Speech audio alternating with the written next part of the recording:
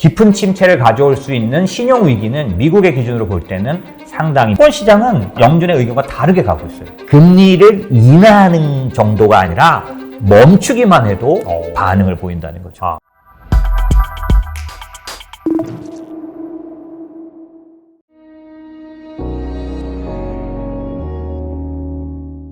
네, 인모스트 투자자문의 장재창 대표님 모셨습니다. 안녕하세요. 안녕하세요. 네. 대표님 모시고 지금 저희가 촬영의 기준으로는 이제 12월 거의 말일 정도에 가까운 그런 시기인데 내년에 주식시장 과연 잘 주목해야 될 만한 키워드 또 무엇이 있는지 살펴보고 그다음 내년을 준비하는 차원에서 과연 어떤 투자 대상에 주목을 해야 되는지 알아보도록 하겠습니다. 지금 보면은 이제 그 12월 FOMC 이후에 내년 이제 점도표가 나왔죠. 그래서 뭐 일단 내년 상반기까지는 올릴 것 같고 그 다음부터는 상황을 좀 지켜보면서 뭐 조절을 하겠다. 대략적인 컨센서스가 이러하고 자 그러다 보니까 일단은 시장의 시선이 이제 긴축에서는 경기 침체 이쪽으로 지금 옮겨가는 것 같아요. 근데 지금 뭐 아시다시피 경제 성장률도 많이 둔화가 되고 그 다음에 긴축 스탠스도 상당히 높기 때문에 내년 1분기부터 이제 본격적인 경기 침체가 시작이 된다. 그래서 하락장이 다시 찾아올 것이다. 그런 의견이 좀 지배적인 것 같습니다. 어떻게 보시는지 궁금합니다. 이제 약간 이제 경기 침체에 관해서 관련되면 각 나라가 같을 수는 없지 않습니까? 그렇죠. 네. 이제 그 흐름을 끌고 가는 데가 아무래도 미국이에요. 미국이 깊은 경기 침체를 경험하게 되면 글로벌은 더 그거의 여파가 클 수 있고 또 상대적으로 미국이 월가 사람들이 말하는 대로 마일드한 그런 리세션을 경험하게 된다면 신흥국인 우리나 이런 데들도 우리나라 딱 신흥국이라고 하긴 참 선진국이라고 할 수는 있는데도 또 신흥국에 속해 있기도 하니까 그래서 어쨌든 이런 수출 주도국들도 영향을 받아서 덜 힘들게 넘어갈 수 있기 때문에 기준을 미국에다 두고 좀 만약에 얘기를 해보자면 전체적으로 같은 비슷한 영향들 갖고는 있는데 깊은 침체를 가져올 수 있는 배경들이 있습니다. 기존에 뭐 한 10년 동안 저도 이제 뭐 20, 30년간 이렇게 금융시장을 경험했기 때문에 몇 번의 경기 침체를 직접 경험했으니까 그 경기 침체라는 것이 깊어질 수 있는 요인들이 있는데 이번 같은 경우는 그런 부분들이 굉장히 덜한 편이에요. 깊은 경기 침체에 빠질 수 있는 영향이 좀 굉장히 적습니다.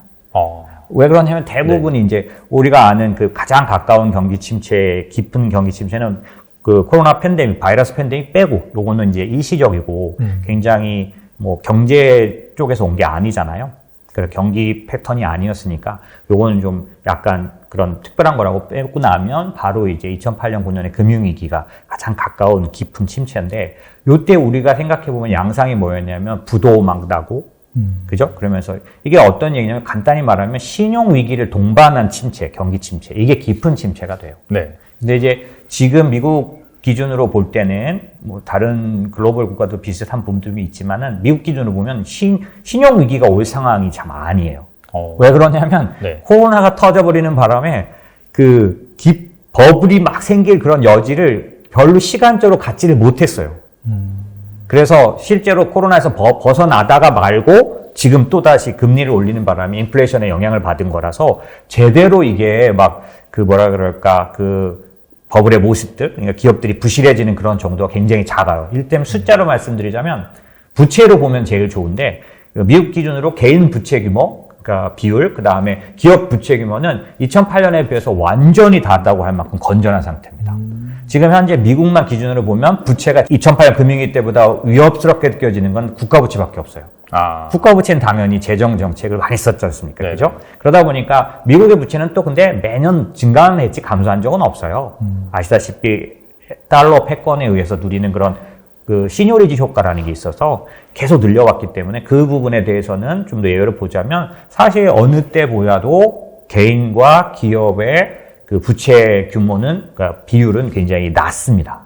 그러다 보니까 이게 같은 기업도 사실 부채가 많아야 좀 어려워질 때 침체도 초기에도 막 무너지는 데들이 생겨야 이게 연쇄 부도로 가면서 신용 위기로 갈 수 있잖아요.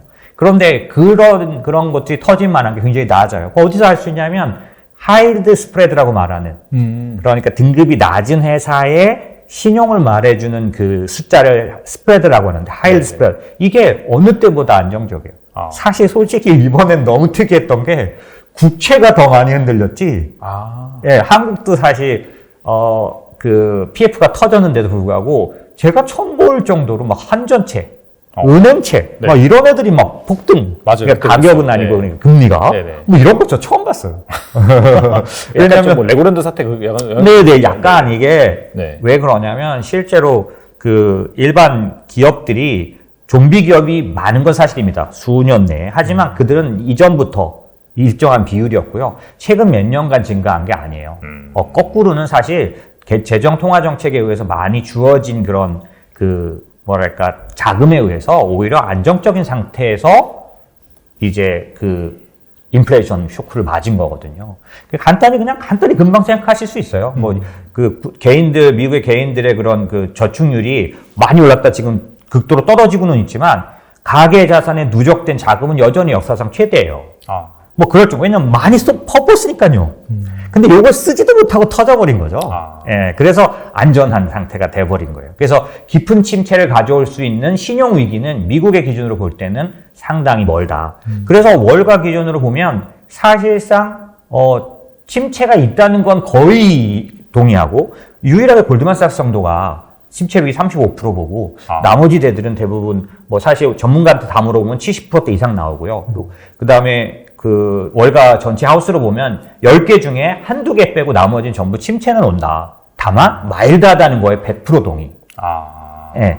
뭐 요즘 최근에 이제 비자 같은 데서 마스터카드 같은 데서 최근 그런 어떤 소비에 대해서 막 발표를 하고 나면 그 어느 때보다 침체에 대해서 아직까지 숫자로는 굉장히 건전해요. 그래서 경기는 선행지수, 동행지수가 있는데 선행지수는 8개월째 급격하게 내려가고 있는데 신기하게도 동행지수는 그 어느 때보다 강하다. 예, 그렇기 때문에 내년도에 침체가 오는 건 분명히 저도 침체가 온다고 보거든요. 왜냐면 이렇게 급하게 올렸는데 역사상 최대예요. 85년 이후 가장 빠르고 가장 많이 강하게 올렸어요.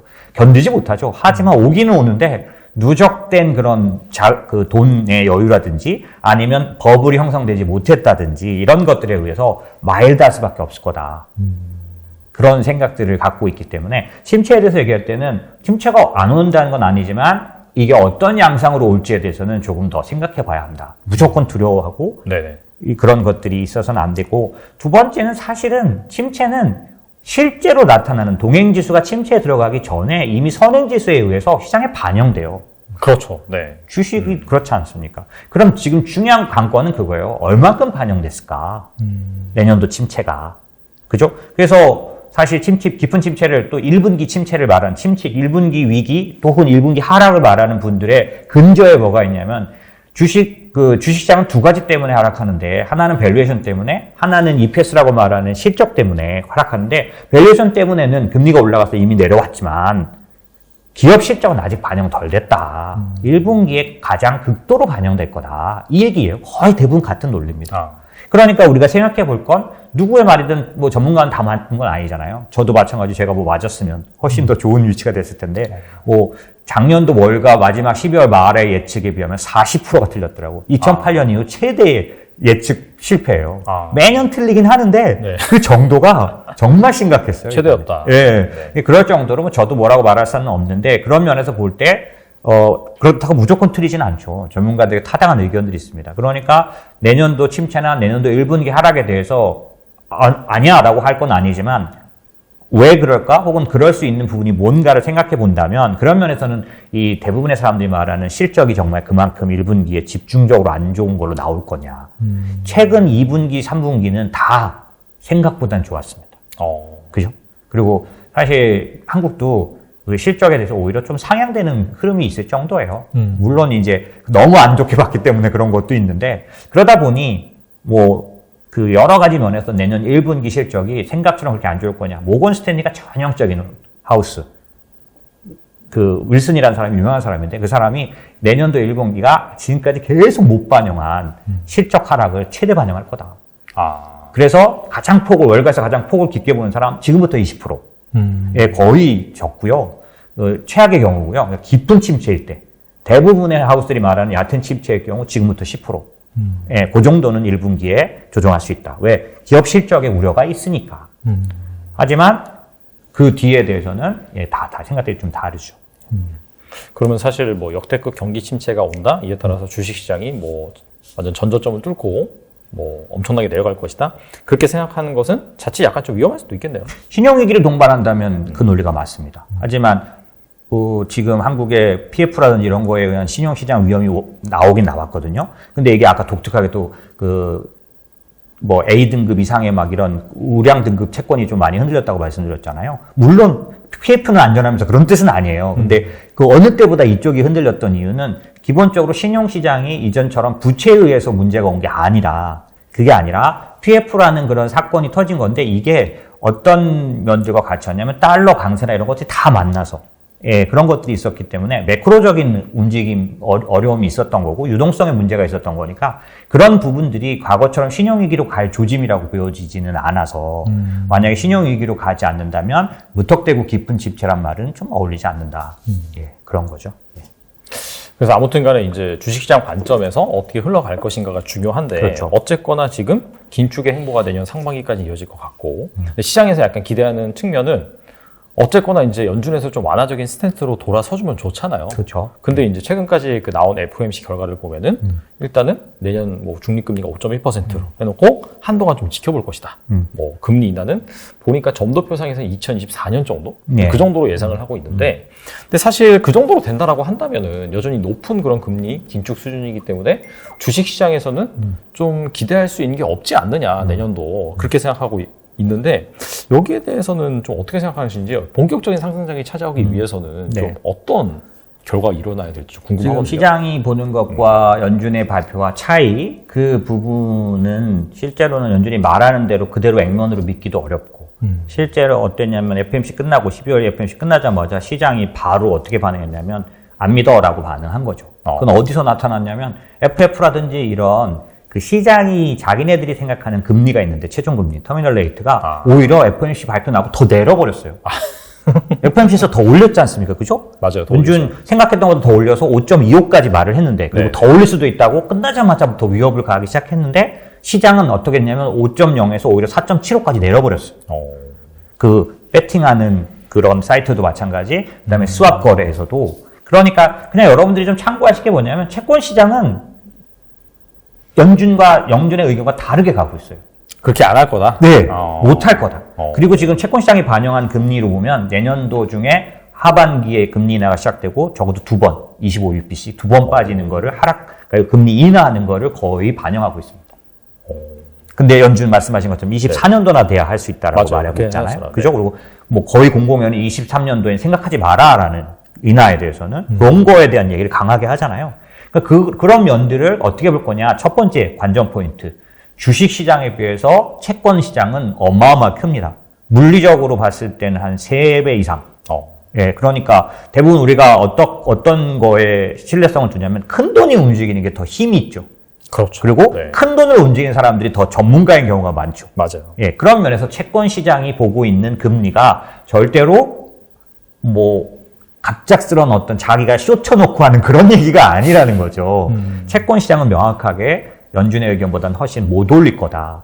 그 최종 금리를 뭐 5.0 정도로 산정하고 있고 거의 내년도 2월과 3월에 2번 25bp 정도 올려서 끝낼 걸로 보고 있고 또 일정 부분은 하반기가 되면 침체 때문에 내릴 수밖에 없을 거다라고 보고 있으니까 첫 번째 관전 포인트는 채권 시장을 믿을 것인가 주식 시장을 믿을 것인가인데 왜냐면 주식 시장은 계속 지금 산타랠리 뭐 이런 다 물 건너가는 모습이니까 맞아요. 네. 그런 면에서는 긴축을 막 반영하고 있지 않습니까? 그럼 채권 시장은 믿을 것이냐는 건데 저는 큰 시장이 옳았던 적이 저는 100%라고 봐요. 그래서 그런 면에서 채권 시장을 존중해야 하는 태도는 저는 일단 받아들이는 편이고요. 두 번째, 시장에서 지금 그렇게 말하는 것은 연준이 액면 그대로 행동하느냐를 전제로 하는 건데 한 번도 그래 본 적이 없다. 제가 말하고 싶은 거는 신변 올해조차도 올해 1월, 3월 점도표는 지금하고는 정말 3월까지만 해도 25bp 2번 올리는 게 최대였었어요. 말이나 됩니까? 지금으로 봐서는. 그죠? 말도 안 되네. 그러니까 한 3개월, 6개월 전에 저런 소리를 했던 그 점도표를 보고 우리가 거기다 기준을 맞추는 건 안 맞다. 그럼 점도표는 그럼 믿으라는 거냐? 왜 하는 거냐? 이럴 수 있는데 현재로 봤을 때 그들이 볼 때 지금 상황으로 볼 때는 그렇게 보인다는 거고 여러분들이 참고해야 될 내용 중에 하나가 뭐냐면 연준의 통화정책 그런 어떤 방식이 바뀌었다는 거. 그게 뭐냐면 사실은 버냉키부터 시작돼서 옐런 그다음에 파월에 이르는 그런 흐름 중에 버냉키 앞에 했던 그린스펀은 어떤 사람이었냐면 자기가 통화 정책을 발표하고 나면 하루나 이틀 내에 자기가 말한 걸 해석해내면 화내는 정도였었어요.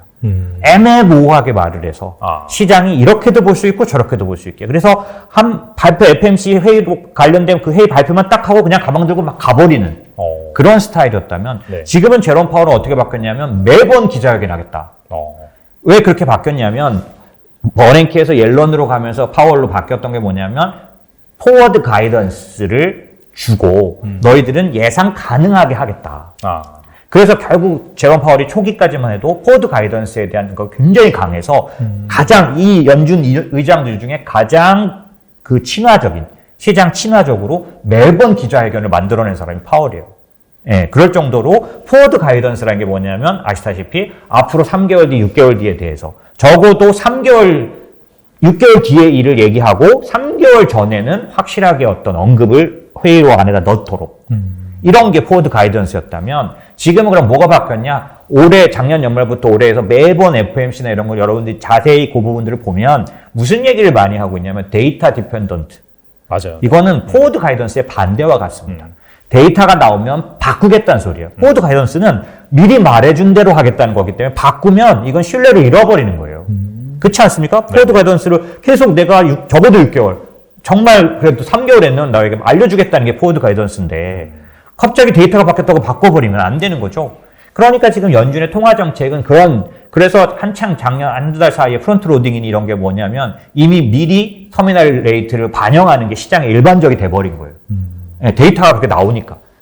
인플레이션이 나오는 거에 따라서. 그런데 그렇게 논리로 보면 연준은 갑자기 앞면을 바꿔도 상관없는 태도를 이미 그런 통화 정책에 대한 의견을 제시하고 있는 거거든요. 데이터 디펜던트라는 게 무슨 말이겠습니까? 만약에 내가 FMC 이번 같은 경우는 13일 날 CPI가 나오고 바로 FMC 발표를 했잖아요. 이럴 때 내가 어제 나온 거라도 반영한 거를 포워드 가이던스를 어기는 거지만 데이터 디펜던트로 보면 다 타당하다는 거죠. 그런 의미로 바라보면 연준은 내년도에 갑자기 바뀔 수 있는데 그게 무조건 바꾼다는 뜻이 아니라 여러분이 이해해야 되는 그런 통화 금리를 올리고 내릴 때 규칙이 있어요. 그게 뭐냐면 지금까지 50년에서 100년 사이의 통화 정책에서 그들이 깨지 않는 법칙이 하나 있는데 뭐냐면 인플레이션보다 금리가 아래에 있을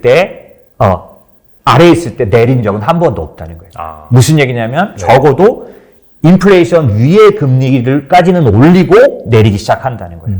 그러면 지금으로 보면 지금 인플레이션은 헤드라인 CPI는 7%대입니다. 네. 그럼 금리가 7%까지 가야 된다는 소린가? 그건 아니고 이때 인플레이션은 PCE를 기준으로 합니다.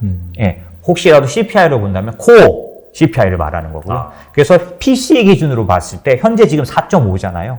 그럼 지금이라도 금리를 내릴 수 있다는 얘기는 내릴 수 있으려면 인플레이션이 4%를 찍고 있어야 돼요. 지금 근데 5%를 찍고 있지 않습니까? 네네. 그렇기 때문에 지금 이 상황에서는 절대로 금리를 내리거나 멈추거나 하는 일을 하지 않는다는 거예요. 적어도 그 인플레이션 위에 갈 때. 근데 여기서 아셔야 될 게 있어요. 항상 인플레이션은 가만히 있고 금리가 올라간다고 생각하면 안 돼요. 금리가 4.5인데 인플레이션이 4.5 밑으로 내려올 수도 있지. 그렇죠. 내년도 네. 3월까지 5.0을 만들었는데 그때 PC는 4.5일 수도 있단 말이에요. 그러면 이땐 멈출 수 있게 되는 거예요. 근데 그걸 지금 얘기하느냐? 그들은 절대 얘기하지 않는 거죠.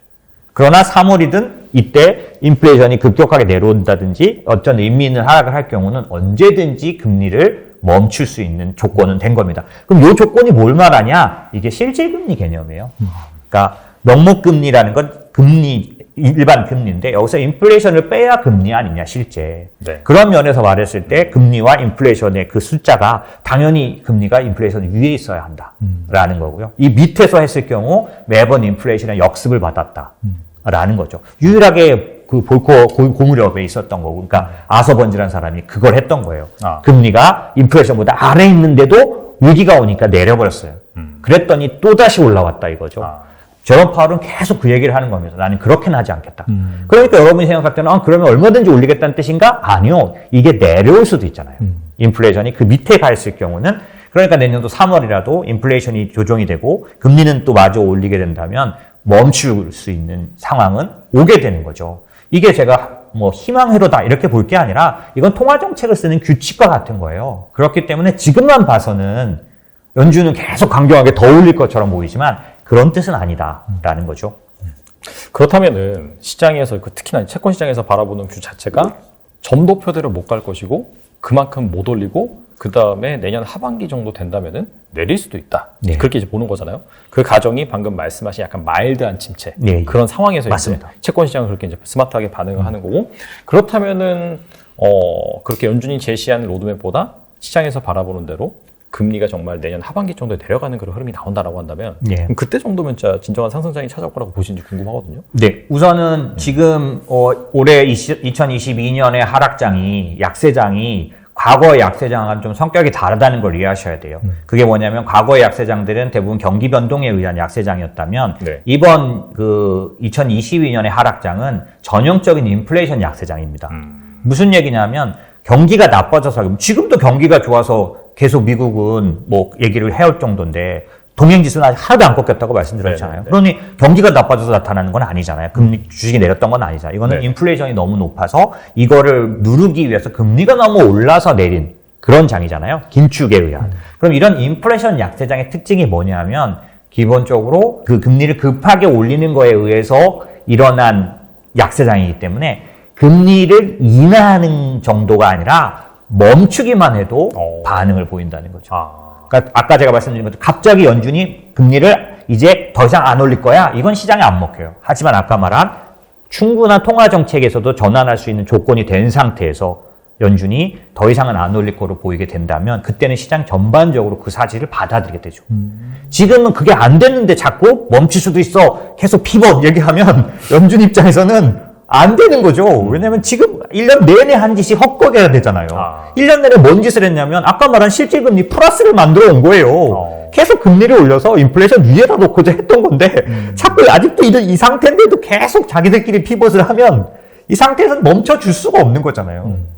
이번에 사실 속도 조절에 들어간 것도 네네. 사실 자이언트를 안 하고 50bp로 넘치고 또 25bp로 내릴 수도 있는 이런 상황에 온 것도 사실은 미국의 국채 시장이 흔들렸기 때문이라고 저는 보거든요. 예, 위기 사인들이 나타났던 거죠. 뭐 이건 오래 얘기할 수 없지만 네. 사실 미국의 국채의 위험을 나타내는 국채 변동성 지수라는 게 있어요. 이제 주식의 변동성 지수는 빅스라는 게 있지 않습니까? 맞아요, 네. 그런 것처럼 미국 국채 변동성 지수는 그 BOFA 그러니까 뱅크 오브 아메리카가 메릴이라는 옛날 메릴 린치하고 함께 만든 지수가 있는데 그 지수가 그 국채 변동성 지수가 코로나 때 140이었는데 이번에 160까지 올라갔어. 국채 위험이 엄청나게 증가했었던 거죠. 고립장 얘기 같지만 옐런이 재무부를 동원해서 국채 바이백을 해야 되겠다. 뭐 이런 말이 나왔던 이유가 국채 시장이 흔들리고 있었기 때문이고 이때 만약에 연준이 50bp로 속도 조절을 하고 이런 어떤 이 스톱을 걸지 않았으면 사실 국채 시장은 엄청 어떻게 어려워져요? 영국 국채 시장처럼. 영국 연기금 사태 났었지 않습니까? 미국도 똑같은 상황이 올 수 있었던 거죠. 이제 그런 측면에서 보면 기본적으로는 이 상황에서 그냥 피벗을 개인들이 외쳐가지고 할 수 있는 상황은 아니었고 내년도는 하지만 그런 것들이 충분히 조성된다. 아까 말씀드린 기본적으로 금리 인상을 더 이상 하지 않을 거라는 거에 대한 컨센서스가 충분히 받아들여질 만큼의 상황도 온다. 아까 말씀드린 인플레이션보다 금리가 위에 있는 이 상황도 온다는 거. 현재는 아니었지 않습니까? 그러니까 그런 부분이 온다면 그거는 시장 전반에 영향을 주는 말 그대로 피벗이 시장을 움직이는 시장이 될 거고 그때쯤 되면 제가 생각하기엔 본격적인 전환이 일어날 거다. 전환이라는 건 사실은 시장의 바닥은 처음부터 대놓고 나타나지 않죠. 바닥은 모두가 알면 바닥입니까? 아니죠. 아니잖아요. 그럼 그 바닥은 어떻게 시작됐냐면 사실은 올라가는 그 상승하는 주식의 종류나 그 양상이 바뀌는 거죠. 지금은 방어주 위주로 올라가죠. 맞아요. 여전히 방어적이면서 실적이 좋아야 최고 아닙니까? 지금은 내년도 맞아요. 1분기를 대비해야 되니까. 근데 어느 순간에 시장을 보시면 많이 떨어진 놈이 올라가기 시작할 거예요.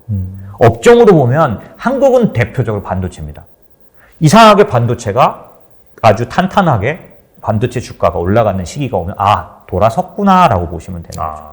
미국장도 마찬가지죠. 그럼 이게 어떠냐? 매번 그랬어요. 2009년도 정확하게 바닥이 2월 달에 왔는데 네. 코스피로 말하면 900이 장중에 깨졌었어요.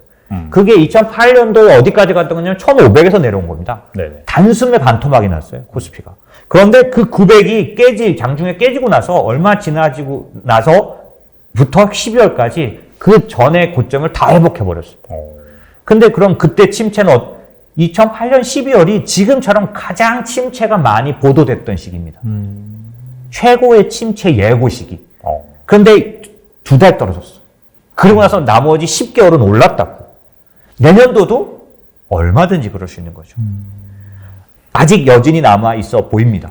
하지만 그 여진은 말 그대로 여진이지 본격적인 하락의 시작이 아니에요.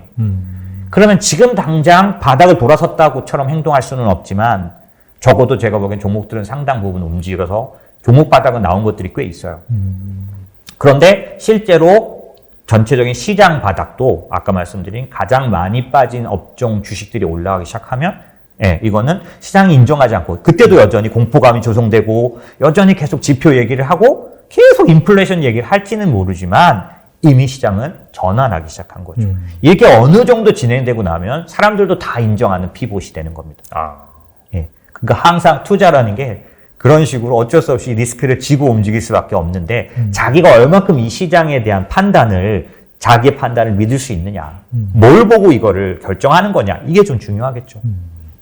그렇다면 정리를 해보면 사실 지금 증권가에서 대부분 다 얘기하고 있는 게 상저하고거든요. 네. 근데 이제 사실 그 근거는 뭐냐면 역대급 침체가 와가지고 내년 이제 상반기에 바닥이 만들어진 다음에 반등하는 그런 그림인데 그렇게 가는 것보다도 아까 말씀하신 연준에서 이제 더 이상 금리를 안 올리겠다라는 그런 선언이 상반기 중에 나온다라고 네. 한다면은 오히려 이제 시장에서 예상하는 대부분의 그런 컨센서스가 모아지는 그것보다도 빨리 반등이 나올 수 있다. 그렇게 볼 수가 있겠네요. 그렇죠. 사실상은 언제나 그렇듯이 이런 베어마켓, 구체적인 약세장 이런 장은 결국 끝에 그 확신이 적은 사람들은 지칩니다. 나가 떨어지게 돼 있어서 끝에는 그래서 항상 모든 거에 표시는 거래량에서 나와요. 이 바닥은 정말 거래량이 완전 뚝 떨어집니다. 근데 요 거래에서 집중적으로 거래하는 사람들이 있어요. 선수들인 거죠.